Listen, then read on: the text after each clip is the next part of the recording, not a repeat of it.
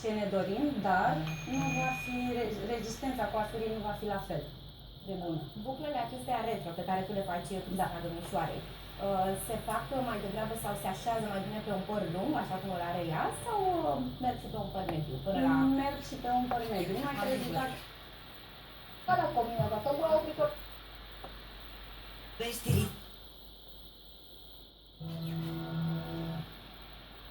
No sé si de acuerdo. ¿Cuánto qué? Pero bueno, aquí estás vivo. No fue fácil lidiar con la noticia de tu muerte. Todo esto fue un caos.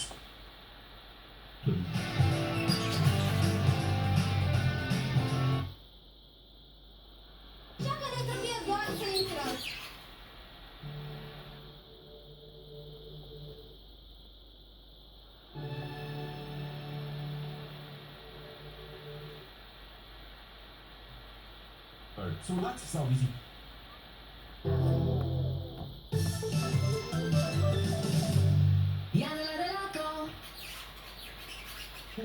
Could be for worse. And on top of everything, people are dying. It's a high-stress job. We need to sit down and talk to Pedro and let him know exactly how it is when you go to work. That's where we need to set him straight. Well, I don't want you involved. Why? Because it's overstepping boundaries. Boundaries. I don't know boundaries. Now that my family is concerned, I need to get a 30-foot pole to keep them out of my relationship. You know, hablamos boundaries. Well, you're gonna learn some boundaries. My parents do have reason to be concerned. Pedro treats me with all of this hatred. And then, of course, I have to top it off with a sweet vanilla glaze. So I'm going to start you on the streusel. This is that part that swirls through the coffee cake, and it's like little tunnels of brown sugar in that.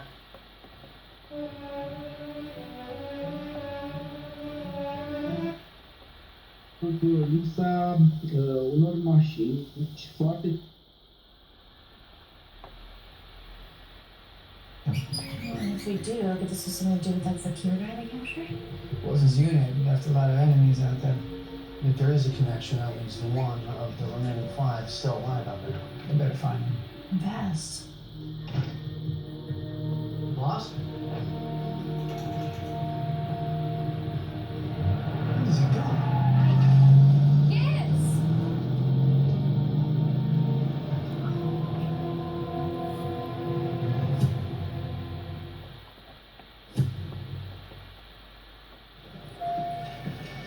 Still no word?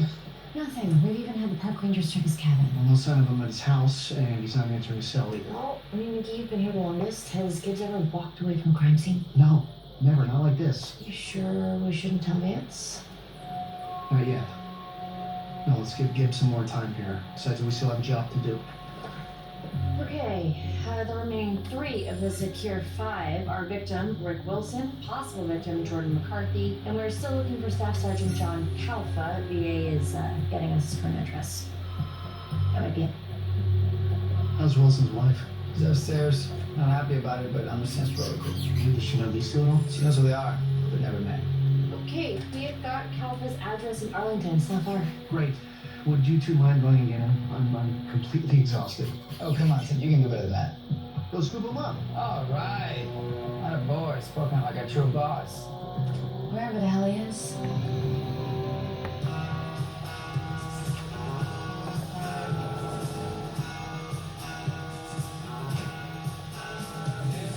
Of all the gin joints, Popeye, you dragged me to this one? Oh, took you so long. Oh, yeah, it's nice to see you, too. Oh, what the hell do you call that?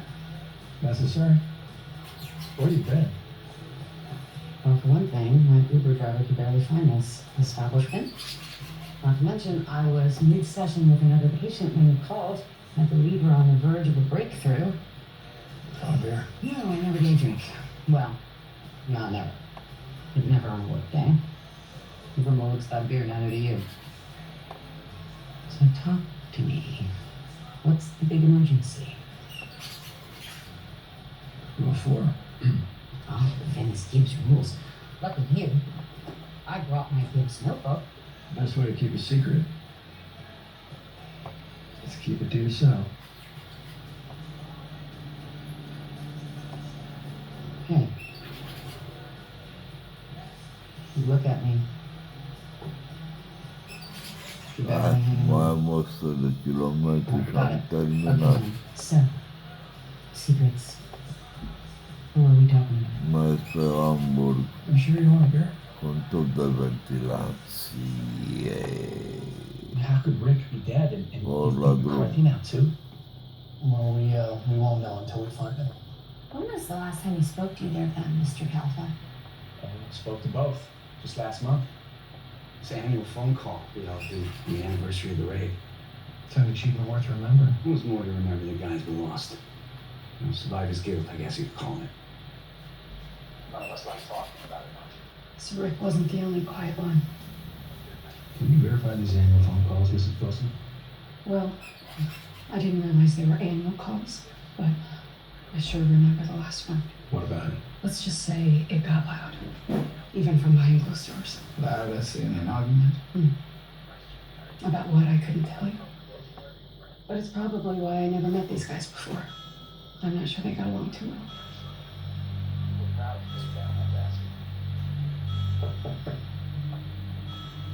Excuse me. Am I in danger? We hope not. But if your friend McCarthy does turn up dead, I'm afraid we've got to assume a connection to the Zarzakir. Isn't he still locked up in Gitmo? He is. But as you probably know, demagogues like him have a knack for attracting unstable devotees.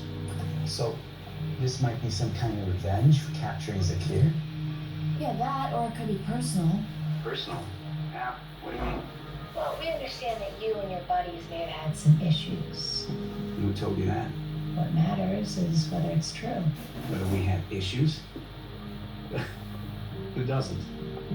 Look, we've been through a lot together, but I'm not going to sit here and say we're bosom buddies. That's kind of odd, because usually combat has a bonding effect. Not everyone bonds the same. What did you guys argue about in your last phone call? I don't know. It was personal, but I don't like where this is going. We're just talking. No, you're not. You're implying something I would never do. And what's that? I had my fill of killing over there, okay? Me, Rick, and Jordan, did we argue? Sure. What about? I hardly remember. There was nothing I would kill my brothers over. Now they're your brothers. Damn right. My brothers fight. Okay, let's just stand around, right? I can't decide if he's being sincere or if he protested too much. Now I feel bad. Don't. It sounds guilty to me. I'm not sure that he is. What do you have, besides? An ID of the blood found in McCarthy's apartment. We assumed it belonged to McCarthy. Turns out it was matched to our original victim. You're saying it was Rick's? What was he doing at McCarthy's place? Will you excuse us, Mrs. Wilson?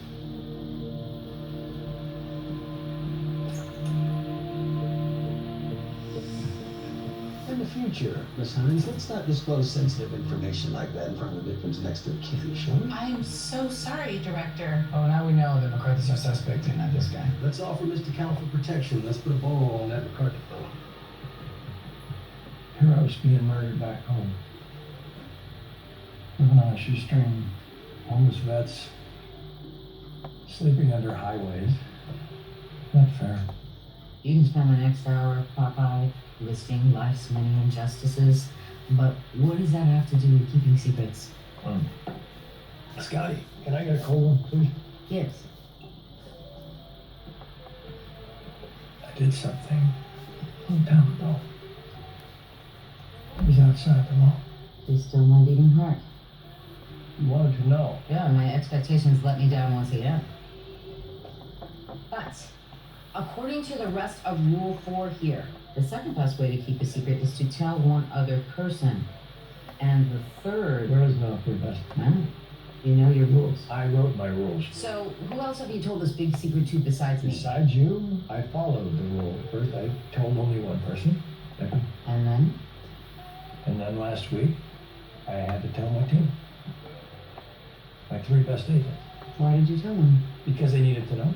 And now I don't know. Well, of course you do. Now that they know, has the world come to an end? It sure doesn't feel the same to me. Oh, how does it feel? I train my people to take responsibility for their actions. Here I am, not taking it, throwing it right back in their face. It's about integrity. Yeah, it's about integrity, it's about character, it's about all of it. All important things to Yes, you. yes. The only things I have left. Oh, baloney. So where does that leave you? What are you going to do now? You going to turn yourself into the authorities? Will that square things with the integrity guys? It's what's fair. But I was just kidding. I'm not. Hold on, is that why you called me here, to talk you out of turning yourself in? That or you can drop me off at the police station. It's a block from here. Police station? Why not NCIS? No, the police I station. can't believe we're having this conversation. You are actually considering turning yourself in? I'm way past considering. For some outside the law thing you did a million years ago? 3 chilometri siamo giù. Perfetto, amico. It's only been.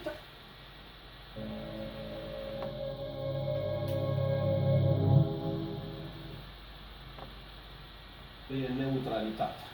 Da? Under the spirit of the Lord, I was in the garden then. You look at modern scholarship. They said, there's nothing written about Pontius Pilate in any historical account other than what we see in the Gospels. And therefore, liberal Christians, scholars in universities and seminaries denied that Pontius Pilate was a real individual. But half a century ago, in the town of Caesarea, along the coast of the Mediterranean in Israel, and Caesarea was the capital of the Roman occupation in Israel. Well, as they began to do archaeological work there, they discovered a stone that was a kind of plaque, a memorial to someone, that a building was built and it was dedicated to or paid for by Pontius Pilate. And therefore, that proved that Pontius Pilate was a real individual. And you know what that tells us? It tells us that history and science and archaeology, well, it has to catch up to the truth of Scripture. It's only a matter of time of what we read in the Scripture is going to be borne out by science, borne out by some factual way that confirms the Scripture. But we don't need to wait for the world to confirm the Scripture. No, we should accept it as for what it is, and that is God's perfect revelation. God's revelation without any error to us. That the man of God, that is the woman of God as well, might be complete for every good deed. So if you want to do that which God says is good, you are going to submit to the truth of Scripture. Look again, verse 28. They led Yeshua from Caiaphas into the judgment hall, and at this time it was very early. They use a word here which means the very first part of the morning. So Yeshua did not sleep last night, that eve of Passover, and we're going to see when we get into chapter 19 that this is all taking place on the Passover. Today we'll talk more about the proper way to understand Passover in the weeks to come. But he's led there early in the morning, so the trial that he had at Caiaphas under the administration of the Sanhedrin, well, the Sanhedrin, according to their protocol, should not meet at night. They meet always under the light of the sun. Why? Well, the tradition was they always met during the day because they wanted all of their decisions, all of their actions to be public. That is, nothing concealed. But this time they did just the opposite. They began their meeting and continued and completed their meetings all under darkness. And that says a volume about their behavior and their intent.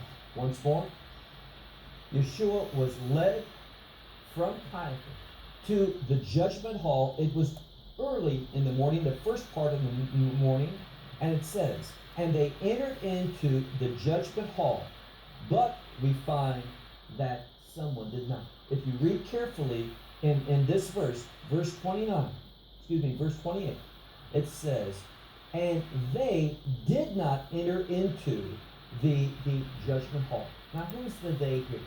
And the answer is the Jewish leadership. Now, I would advise Încăpătați-o you to competență, underline that transportând bunul de scripture. valoare. But they did not enter into the judgment hall. Why is that? Well, we're going to find a reason, and that reason tells us exactly who we're talking about. Why did they not enter into the judgment hall? It says, in order that they might eat the Passover. See, they did not want to render themselves ceremonially unclean from being around the impurity of that place. Acum vreau să-mi cumpăr alt camion. And they could not cleanse themselves until nighttime. And it would have been too late for them to carry out what was needed to enjoy the Passover meal. So now we know something. This is happening upon Passover, and we're going to see that another term for Passover in the scripture is preparation day. It's the day that the Passover sacrifice was prepared, sacrificed, so that it could be eaten in the evening at nighttime. So those who did not go in, they were the members of the Sanhedrin, and perhaps some, not all, of their attendants. Many scholars, and I believe in their view, that Și acum am un nou camion pe care îl cheamă Dașul. of both Jewish individuals and non-Jewish individuals. Why would that be? Because there would have been things that Jewish people could not do because of a holiday, because of Shabbat, because of some religious reason based upon the Torah. So they would have to have servants there to carry out, Gentile servants to carry these things out. We read in the scripture, look again, but they did not enter into the judgment hall in order that they would not become impure, contaminated, but rather in order that they could eat the Passover. Therefore, Pilate went out to them. Here again, we're talking about the Jewish leadership. And he said, what? And we use a term here like indictment. What charge of guilt do you bring? That is, what accusation against him